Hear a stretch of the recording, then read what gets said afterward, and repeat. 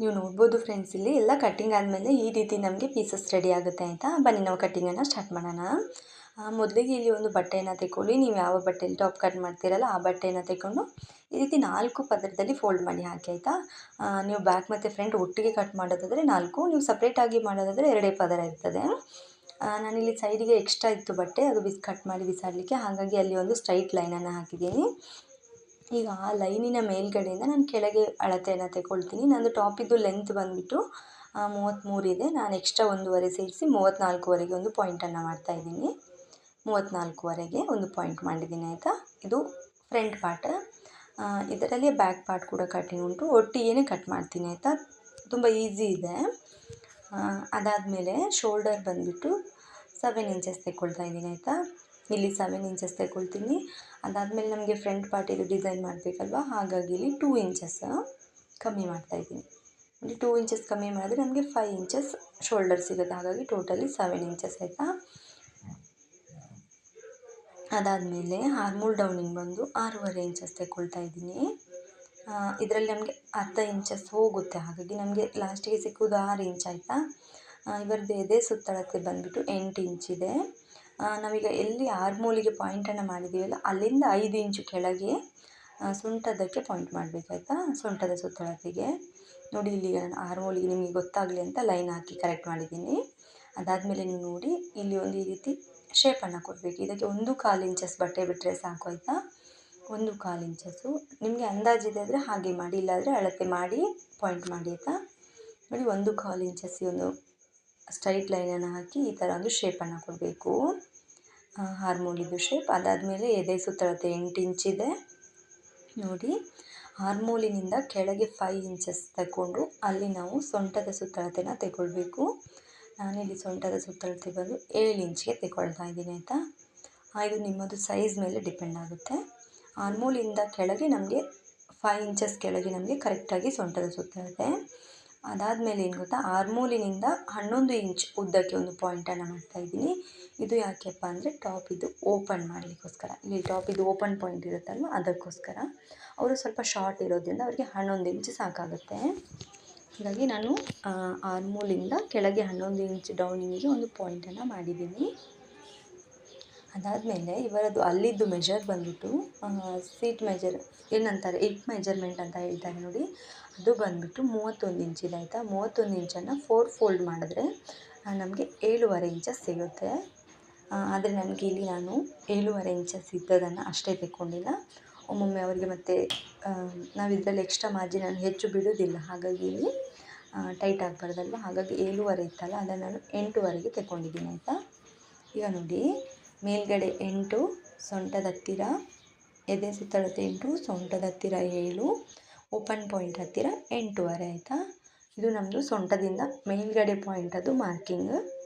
ಇನ್ನು ನಮಗೆ ಕೆಳಗಡೆ ನಾವು ಮಾರ್ಕಿಂಗನ್ನು ಮಾಡಲಿಕ್ಕೆ ಉಂಟಲ್ವ, ನೋಡ್ಬೋದು. ಇಲ್ಲಿ ಕೆಳಗಡೆ ನಾನು ಟಾಪಿದ್ದು ಅಗೆಲ ನಮಗೆ ಬೇಕಲ್ವ, ಅಗೆಲ ಬಂದುಬಿಟ್ಟು 9 ಇಂಚನ್ನು ತೆಗೊಳ್ತಾ ಇದ್ದೀನಿ.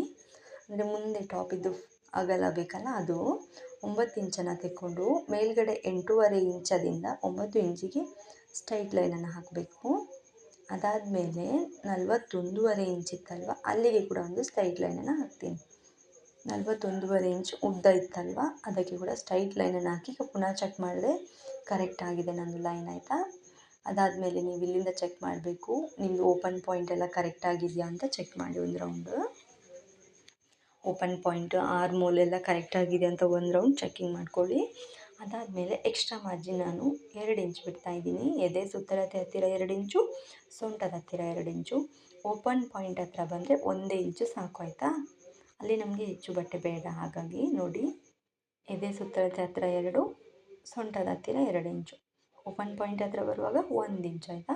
ಅದೇ 1 ಇಂಚನ್ನು ಕಂಟಿನ್ಯೂ ಮಾಡಿ ಕೆಳಗೆವರೆಗೆ ಹೋಗಿ ಆಯಿತಾ ಲೈನನ್ನು. ಇಷ್ಟೇ ಫ್ರೆಂಡ್ಸ್ ಇದರದ್ದು ಮಾರ್ಕಿಂಗ್.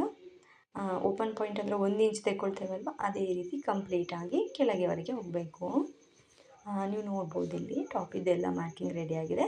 ನಂದು ಲೈನ್ ಒಂಚೂರು ಓರೆ ಆಗಿದೆ, ಅದು ಮತ್ತೆ ಅದು ಸ್ಟಿಚ್ ಮಾಡುವಾಗ ನನಗೆ ಸರಿಯಾಗುತ್ತೆ. ನೀವು ಒಂಚೂರು ನೋಡಿ ಲೈನ್ ಹಾಕ್ಕೊಳ್ಳಿ ಆಯಿತಾ. ನೀವು ನೋಡ್ಬೋದು ಇಲ್ಲಿ ಟಾಪಿದ್ದು ಕರೆಕ್ಟಾಗಿ ನೋಡಿ ಯಾವ ರೀತಿ ಮಾರ್ಕನ್ನು ಮಾಡಿದ್ದೀನಿ, ಪಾಯಿಂಟನ್ನು ಮಾಡಿದ್ದೀನಿ ಅಂತ. ತುಂಬ ಈಸಿ ಇದೆ ಆಯಿತಾ. ಇಲ್ಲಿ ಈಗ ನಿಮಗೆ ಬ್ಯಾಕ್ ಮತ್ತು ಫ್ರಂಟ್ ಒಟ್ಟಿಗೆ ಕಟ್ ಮಾಡ್ತಿರೋದ್ರಿಂದ ನಿಮಗೆ ಇನ್ನೊಂದನ್ನು ನಾನು ತೋರಿಸಲಿಕ್ಕೆ ಉಂಟು, ತೋರಿಸ್ತೇನೆ ಈಗ ನೆಕ್ಸ್ಟ್. ನೋಡಿ ಇಲ್ಲಿ ನಮಗೆ ಮೇಯ್ನಾಗಿ ಒಂದು ಪಾಯಿಂಟನ್ನು ಮಾಡಬೇಕು. ಅರ್ಧ ಇಂಚಸ್ ನಮಗೆ ಶೋಲ್ಡರ್ ಡೌನಿಂಗನ್ನು ತಗೊಳ್ಬೇಕು. ಹಾಗಾಗಿ ಎಕ್ಸ್ಟ್ರಾ ಇರೋ ಬಟ್ಟೆನ ನಾನು ಕಟ್ ಮಾಡಿ ತೆಗೆದಿದ್ದೀನಿ. ಅದಾದಮೇಲೆ ಇಲ್ಲಿ ಅರ್ಧ ಇಂಚಸ್ ಶೋಲ್ಡರ್ ಡೌನಿಂಗಿಗೆ ಒಂದು ಪಾಯಿಂಟನ್ನು ಮಾಡಿದ್ದೀನಿ ಅಲ್ವಾ, ನೋಡ್ಬೋದು ನೀವು. ಈಗ ನೆಕ್ಸ್ಟ್ ನೋಡಿ, ಇಲ್ಲಿ ನಮಗೆ ಮೇನ್ ಪಾಯಿಂಟ್ ಆಯಿತಾ, ಫ್ರಂಟ್ ಪಾರ್ಟಿಗಿಂತಲೂ ಬ್ಯಾಕಲ್ಲಿ 1 ಇಂಚ್ ಎಕ್ಸ್ಟ್ರಾ ಬೇಕು. ನೋಡ್ಬೋದು ನೀವು, ಫ್ರಂಟಿಗಿಂತ ಬ್ಯಾಕಿಗೆ 1 ಇಂಚ್ ಎಕ್ಸ್ಟ್ರಾಗೆ ನಾನೊಂದು ಪಾಯಿಂಟನ್ನು ಮಾಡಿ ಸ್ಟ್ರೈಟ್ ಲೈನನ್ನು ಹಾಕಿದ್ದೀನಿ. ಅಲ್ಲಿ ಬಟ್ಟೆ ಕೂಡ ವೈಟ್ ಇರೋದ್ರಿಂದ ನಿಮಗೆ ಅದು ಕಂಡಿಲ್ಲ ಆಯಿತಾ, ಕಾಣಲ್ಲ. ನೋಡ್ಬೋದು ಇಲ್ಲಿ ಟಾಪ್ ಇದ್ದು ಕರೆಕ್ಟು ಎಲ್ಲನೂ ಕೂಡ ನಾವು ಮಾರ್ಕ್ ಮಾಡಿ ಆಯಿತು. ನೋಡಿ ಇಲ್ಲಿ ಕೆಳಗೆ ಇದು ಫ್ರಂಟ್ ಪಾರ್ಟಿದ್ದು, ಅದರಲ್ಲಿ ಬ್ಯಾಕ್ ಪಾರ್ಟಿದ್ದು ಕೆಳಗಿದೆ ಆಯಿತಾ. ಆರ್ಮೋಲ್ ಬಂದುಬಿಟ್ಟು 6.5, ಎದೆ ಸುತ್ತಳತೆ 8, ಸೊಂಟದ ಸುತ್ತಳತೆ 7, ಓಪನ್ ಪಾಯಿಂಟ್ ಹತ್ರ 8.5, ಟಾಪಿದ್ದು ಕೆಳಗಡೆ ಬದಿಯಲ್ಲಿ ಬಂದು 9 ಇಂಚ್ ಆಯಿತಾ. ಇಷ್ಟೇ ನಮ್ಮದು ಅಳತೆ. ಅದರಲ್ಲಿ ಎಕ್ಸ್ಟ್ರಾ ಮಾರ್ಜಿನನ್ನು ಎದೆ ಸುತ್ತಳತೆ ಹತ್ತಿರ ಮತ್ತು ಸೊಂಟದ ಹತ್ತಿರ ಬಿಡಿ. ಅನಂತರ ಓಪನ್ ಪಾಯಿಂಟ್ ಹತ್ರ ಹೆಚ್ಚು ಅಗತ್ಯ ಇಲ್ಲ ಆಯಿತಾ. ನೀವು ನೋಡ್ಬೋದು ಇಲ್ಲಿ ಕೆಳಗಡೆ ನಂದು ಟಾಪಿನ ಹತ್ತಿರ ಎಕ್ಸ್ಟ್ರಾ ಏನು ಬಟ್ಟೆ ಇತ್ತಲ್ವ, ಅದನ್ನು ನಾನು ಕಟ್ ಮಾಡಿ ತೆಗೆದೆ ನಿಮಗೆ ಕ್ಲಿಯರಾಗಿ ಕಾಣಲಿ ಅಂತ. ನೋಡ್ಬೋದು ಈಗ ಕಾಣುತ್ತೆ ನಿಮಗೆ. ಈಗ ನಾವು ಕಟ್ಟಿಂಗನ್ನು ಸ್ಟಾರ್ಟ್ ಮಾಡೋಣ ಆಯಿತಾ. ನಿಮಗೆ ಕ್ಲಿಯರಾಗಿ ಕಾಣ್ತಾ ಉಂಟಲ್ವ, ಹಾಗಾಗಿ ನೋಡಿ ಈ ರೀತಿ ನಾನು ಕೆಳಗಡೆಯಿಂದ ಮೇಲ್ಗಡೆಗೆ ಕಟ್ಟಿಂಗನ್ನು ಮಾಡ್ಕೊಂಡು ಹೋಗ್ತಾ ಇದ್ದೀನಿ. ನೀವು ಮೇಲ್ಗಡೆಯಿಂದ ಕೆಳಗೆ ಕೂಡ ಬರ್ಬೋದು, ಏನು ತೊಂದರೆ ಇಲ್ಲ, ಅದು ನಿಮ್ಮ ಚಾಯ್ಸು. ನೋಡಿ ಇಲ್ಲಿ ನಂದು ಆಗ್ತಾ ಬಂತು ಕಟ್ಟಿಂಗ್. ನೋಡಿ ಇಲ್ಲಿ ಎದೆ ಸುತ್ತಳತೆ ಹತ್ತಿರ ಸೊಂಟದ ಹತ್ತಿರ ನಾವು ಎಷ್ಟು ಪಾಯಿಂಟ್ ಮಾಡಿದ್ವಲ್ವ, ಹಾಗೆ ಕರೆಕ್ಟಾಗಿ ನೋಡಿಕೊಂಡು ನೀಟಾಗಿ ಕಟ್ ಮಾಡಿ ಆಯಿತಾ. ಗಡಿ ಬಿಡಿ ಮಾಡ್ಕೋಬೇಡಿ. ವಿಡಿಯೋ ಸ್ವಲ್ಪ ಫಾಸ್ಟ್ ಅನ್ನಿಸಿದ್ರೆ ನೀವು ಆಫ್ ಆನ್ ಮಾಡಿ ಸ್ವಲ್ಪ ಸ್ಲೋ ಮಾಡಿ ನೋಡ್ಕೊಳ್ಳಿ ಆಯಿತಾ. ಅದಾದಮೇಲೆ ಇಲ್ಲಿ ಕಟ್ಟಿಂಗ್ ಆದಮೇಲೆ ನೋಡ್ಬೋದು ನೀವು ಇಲ್ಲಿ 2 ಟಾಪ್ ಒಟ್ಟಿಗೆ ಇದೆ ಅಲ್ವಾ, ಫ್ರಂಟ್ ಮತ್ತು ಬ್ಯಾಕ್. ಅದನ್ನು ಸಪ್ರೇಟ್ ಮಾಡಿಕೊಂಡು ಒಂದು ಪೀಸನ್ನು ತೆಗೊಳ್ಳಿ. ಯಾವ ಪೀಸಲ್ಲಿ ನಾವು ಪಾಯಿಂಟನ್ನು ಮಾಡಿದ್ವಲ್ಲ ಅದನ್ನೇ ತೆಗೊಳ್ಳಿ. ಅದಾದಮೇಲೆ ಇಲ್ಲಿ ಕೆಳಗಡೆಯಿಂದ 1 ಇಂಚನ್ನು ಕಟ್ ಮಾಡಿ ತೆಗೆದ್ಬಿಡಿ. ಯಾಕಂದರೆ ಈಗ ನಾವು ತೆಗೊಂಡಿರೋದನ್ನು ನಾನು ಫ್ರಂಟ್ ಪಾರ್ಟಿಗೆ ರೆಡಿ ಮಾಡ್ತೇನೆ, ಹಾಗಾಗಿ 1 ಇಂಚಸ್ ತೆಗಿಬೇಕು. ಅದು ತೆಗೆದಾದ್ಮೇಲೆ ಇಲ್ಲಿ ಆರ್ಮೋಲ್ ಹತ್ತಿರ ಕೂಡ ನಮಗೆ ಒಂದು ಅರ್ಧ ಇಂಚಸ್ ಬಟ್ಟೆಯನ್ನು ಕಟ್ ಮಾಡಿ ತೆಗಿಬೇಕು. ಇದು ನೀಟಾಗಿ ಫಿನಿಶಿಂಗ್ ಬರಬೇಕಲ್ವ, ಅದಕ್ಕೋಸ್ಕರ ಅಲ್ಲಿ ಕಟ್ ಮಾಡಿ ತೆಗೆದಾದ್ಮೇಲೆ ಸಣ್ಣದಾಗಿ ಒಂದು ಕಟ್ಟನ್ನು ಹಾಕಿ, ಓಪನ್ ಪಾಯಿಂಟ್ ಹತ್ರ ಕೂಡ ಒಂದು ಕಟ್ಟನ್ನು ಹಾಕಿ, ಮತ್ತು ಸೊಂಟದ ಸುತ್ತಳದ ಹತ್ತಿರ ಕೂಡ ಕಟ್ಟನ್ನು ಹಾಕಬೇಕು. ಹಾಗೆ ಕೆಳಗೆ ಹೋಗಿ ನಮಗೆ ಇಲ್ಲಿ ಎಷ್ಟು ಅಗಲ ಬೇಕಲ್ವ ಟಾಪಿದ್ದು ನೋಡಿಕೊಂಡು ಅಲ್ಲಿಗೆ ಕೂಡ ಒಂದು ಕಟ್ಟನ್ನು ಹಾಕಿ, ನಮಗೆ 9 ಸಾಕು, ಹಾಗಾಗಿ ಅಲ್ಲಿ ಸಹ ಒಂದು ಆಯಿತು.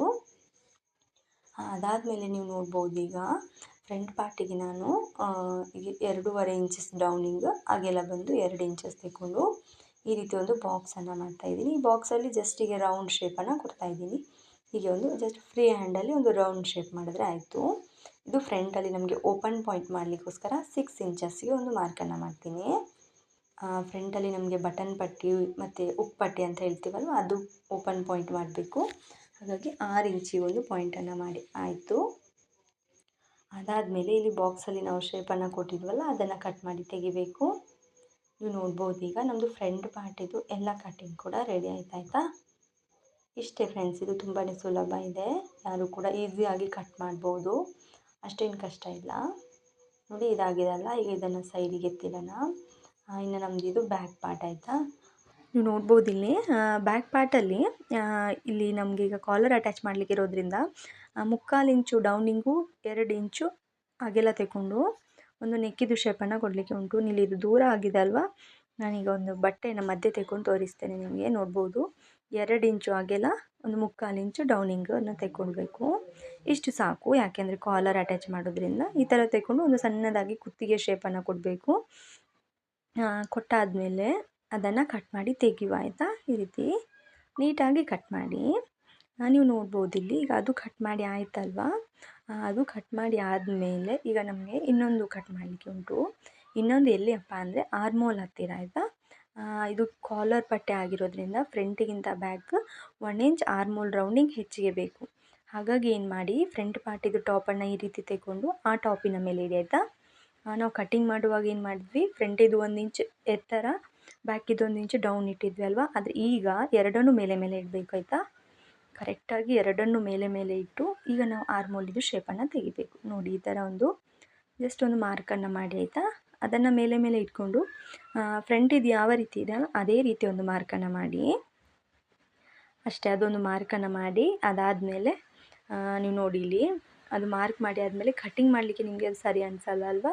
ಹಾಗಾಗಿ ಏನು ಮಾಡಿ ಅಂದರೆ ಬಟ್ಟೆನ ಈ ರೀತಿ ನೋಡಿ ಇಲ್ಲಿ ಬ್ಯಾಕ್ ಮತ್ತು ಫ್ರಂಟ್ ಕರೆಕ್ಟಾಗಿದೆ. ಅದಾದಮೇಲೆ ಈ ರೀತಿ ಬಟ್ಟೆನ ಫೋಲ್ಡ್ ಮಾಡ್ಕೊಳ್ಳಿ ಆಯಿತಾ.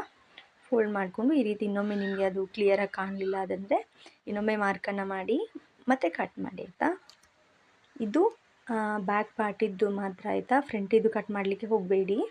ಫ್ರಂಟಿದ್ದು ನಮಗೆ ಆಲ್ರೆಡಿ ಸರಿ ಇದೆ. ಇದು ಎಲ್ಲ ಟಾಪಿಗೆ ಕೂಡ ಬರಲ್ಲ ಈ ರೀತಿ. ಇದು ಕಾಲರ್ ಟಾಪಿಗೆ ಮಾತ್ರ ಈ ರೀತಿ ಬರುತ್ತೆ ಆಯಿತಾ.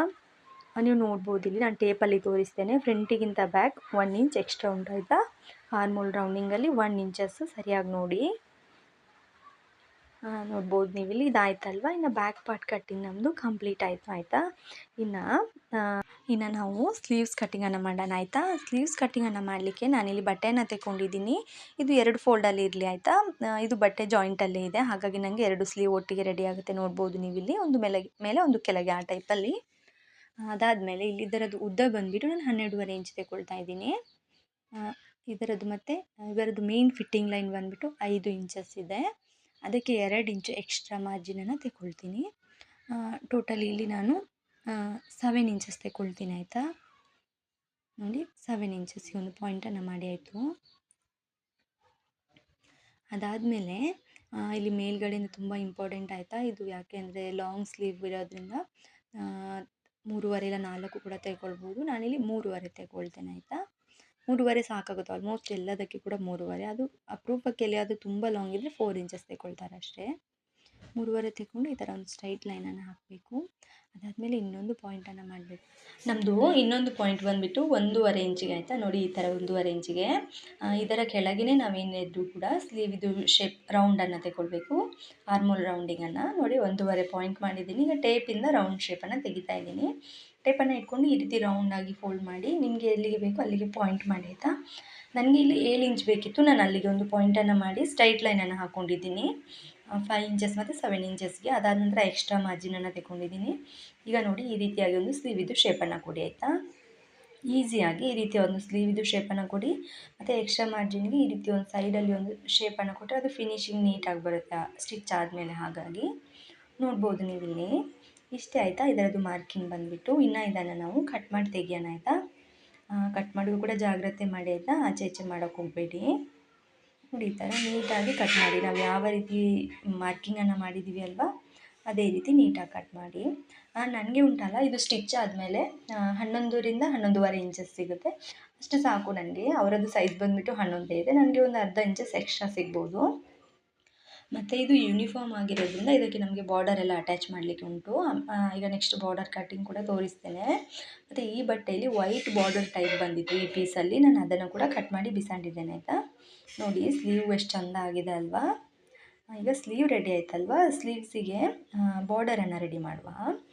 ಇಲ್ಲಿ ನಾನು ಮೊದಲಿಗೆ ಬಾರ್ಡರಿಗೆ ಅಟ್ಯಾಚ್ ಮಾಡಲಿಕ್ಕೆ ಪ್ಯಾಂಟಿದು ಬಟ್ಟೆಯನ್ನು ತೆಗೊಂಡಿದ್ದೀನಿ. ಇದರದ್ದು ಅಗಲ ಬಂದುಬಿಟ್ಟು 1.5 ಇಂಚ್ ಆಯಿತಾ.